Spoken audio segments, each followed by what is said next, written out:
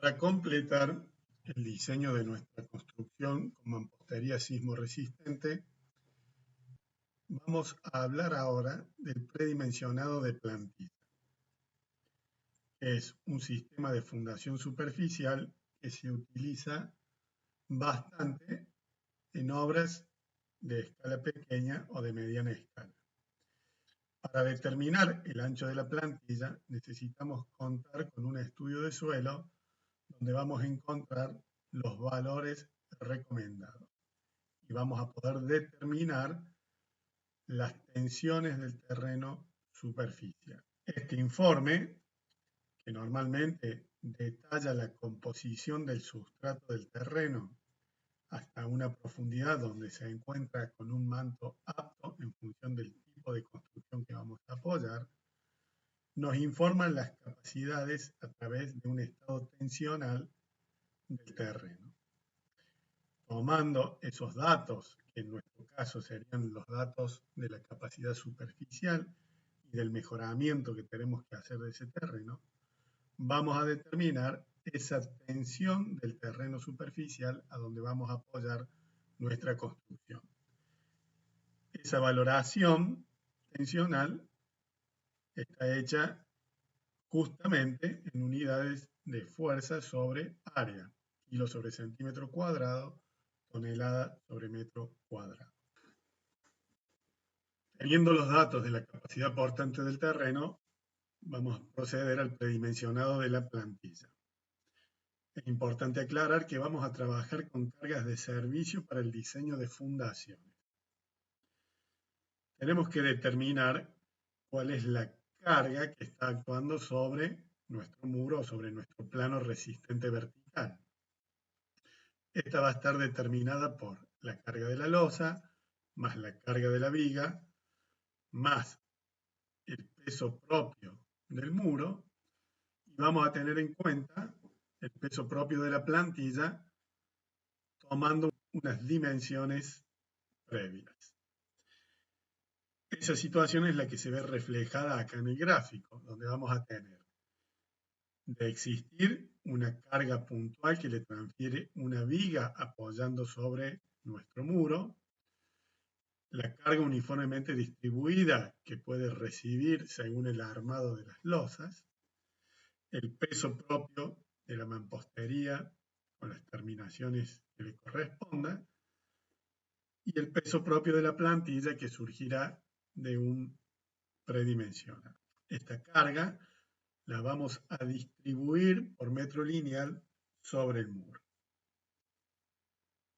¿Cómo determinamos las cargas sobre la plantilla?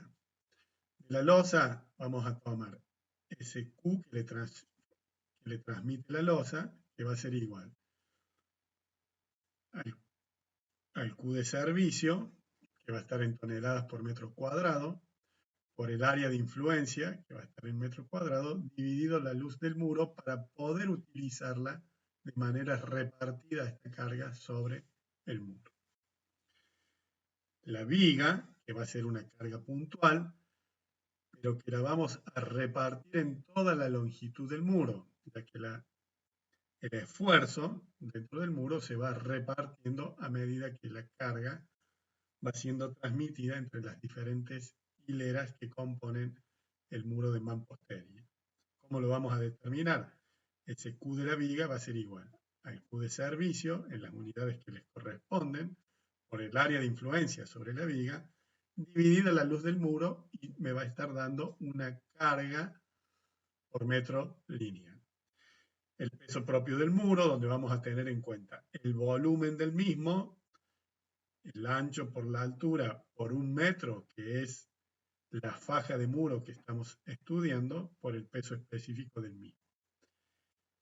Y de igual modo vamos a calcular el peso propio de la plantilla estimado, ¿cierto? Definiendo unos valores para el ancho y la altura de la misma por un metro, que es la faja que estamos estudiando, por el peso específico del hormigón, para tener en cuenta todas las cargas que están por arriba de la plantilla, incluyendo el peso propio de la misma.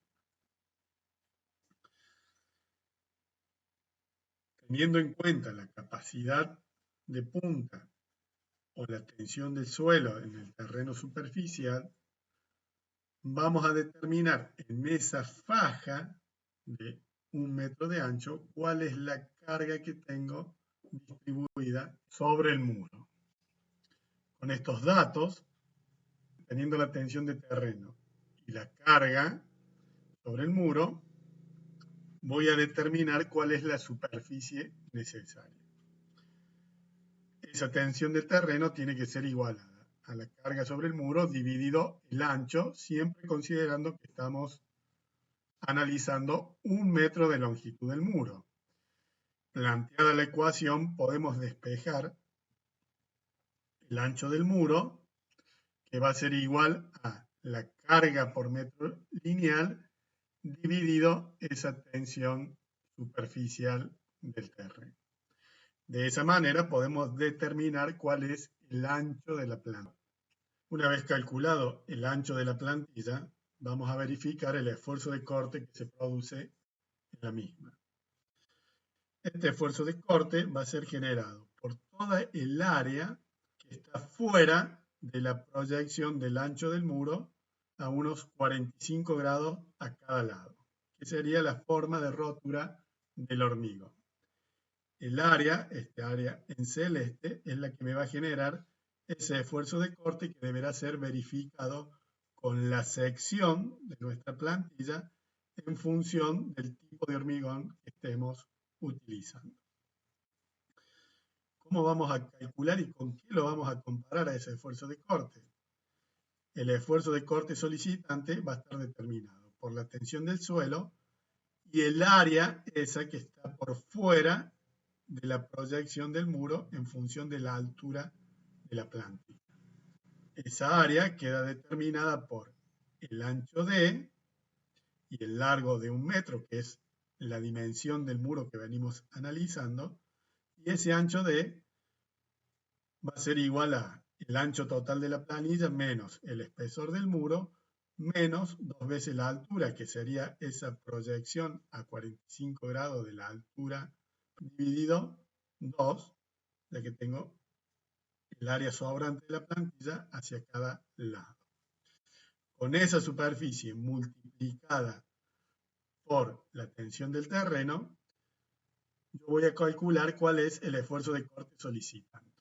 Ese esfuerzo de corte solicitante dividido la sección de la plantilla, que tiene que ver con el alto y el largo, me va a dar la tensión del hormigón al cual está trabajando esa sección.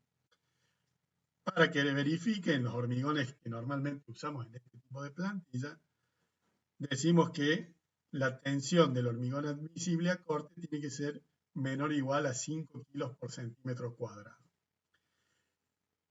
Si ese trabajo del hormigón que está siendo solicitado por el esfuerzo de corte supera esta capacidad, tengo que aumentar la altura hasta lograr que esté por debajo de esa magnitud la tensión de corte.